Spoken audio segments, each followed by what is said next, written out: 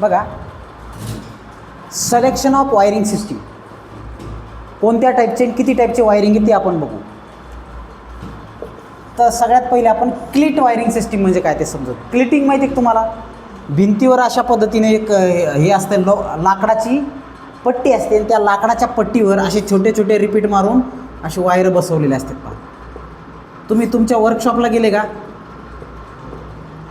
त्या टाईपची जुन्या काळाच्या शासकीय बिल्डिंगमध्ये आजही या टाईपचे वायर आहेत. लाकडाची पट्टी त्याच्यावर असे वायर आणि त्याला येणी जोडलेलं, छोट्या छोट्या येणी जोडलेलं. तर क्लिट वायरिंग, क्लिटिंग केलेली आहे त्याला.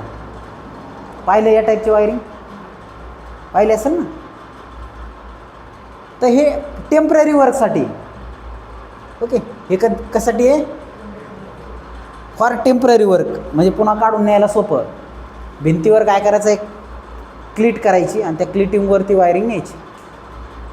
ओके, त्याच्यानंतर नेक्स्ट आहे वुडन बॅटन सिस्टीम. ते क्लिटिंगमध्ये काय केलं जातं, केसिंग किपिंगचा पार्ट असतो पण लाकडाची.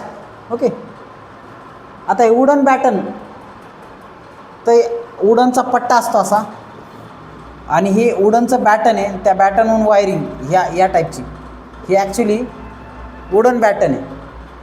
छोटी रूम किंवा छोटा हॉल असेल तर यावेळेस वुडन बॅटनचा वापर करतात.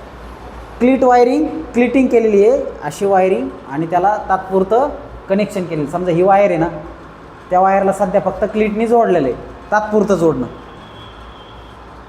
ओके, तर हे कुठं वापरतो आपण, स्मॉल रूम्स, स्मॉल हाऊसेसला. त्याच्यानंतर वुडन केसिंग केपिंग सिस्टीम. तर ही वुडन केसिंग केपिंग कुठं वापरतो, रेसिडेन्शियल ॲप्लिकेशनला. कुठं वापरतो, रेसिडेन्शियल ॲप्लिकेशनला. त्याच्यानंतर PVC केसिंग केपिंग, लाकडाची केसिंग केपिंग, म्हणजे जे तुमचं PVC केसिंग केपिंग पाहता ना तुम्ही, त्याचऐवजी लाकडाची पातळ केसिंग केपिंग असते बघा. तर हे रेसिडेन्शियल ॲप्लिकेशनला वापरतात. PVCची केसिंग केपिंग रेसिडेन्शियल ऑफिसेसला, कमर्शियल ॲप्लिकेशनला वापरतात. ते PVCची केसिंग केपिंग तर पाहिली ना तुम्ही साधी. तर हे त्याच्यानंतर सरफेस कंडिट वायरिंग. सरफेस कंडिट म्हणजे फ्लेक्झिबल कंडिट असतं बघा, पाहिलं का तुम्ही, फ्लेक्झिबल कंडिट दाखवतो तुम्हाला. तर त्या टाईपची जी वायरिंग आहे त्याला आपण काय म्हणतो, सरफेस कंडिट.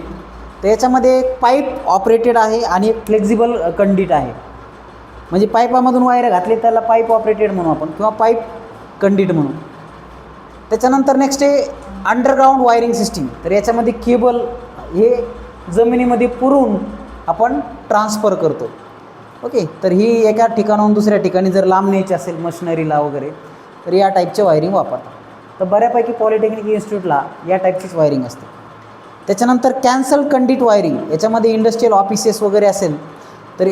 आता कॅन्सल कंडिटचे 3 प्रकार पडतात. एक सरफेस कंडिट सिस्टीम, सरफेस वरून, भिंतीच्या वरून जर ती असेल तर त्याला आपण काय म्हणतो, सरफेस कंडिट म्हणतो.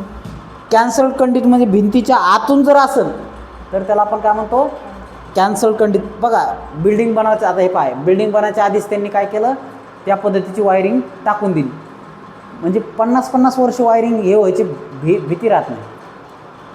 तर एक कॅन्सल कंडिट सिस्टीम. तिसरी एक केसिंग केपिंग. तर केसिंग केपिंग म्हणजे वरून वायरिंग पाहिली असेल नाही. तर या टाईपचे कंडिट वायरिंग, हे अंडरग्राऊंड वायरिंग, हे surface conduit wiring, PVC casing, wooden casing capping, wooden batten आणि क्लिट वायरिंग. तर अशा टाईपची वायरिंग आपण सिलेक्ट करतो. हे इंडस्ट्रीयलसाठीच नाही तर इंडस्ट्रियल आणि नॉन इंडस्ट्रियल दोन्हीसाठी सुद्धा आहे. Okay, so these are the generally wiring system. कळतं आहे, सो राईट डाऊन.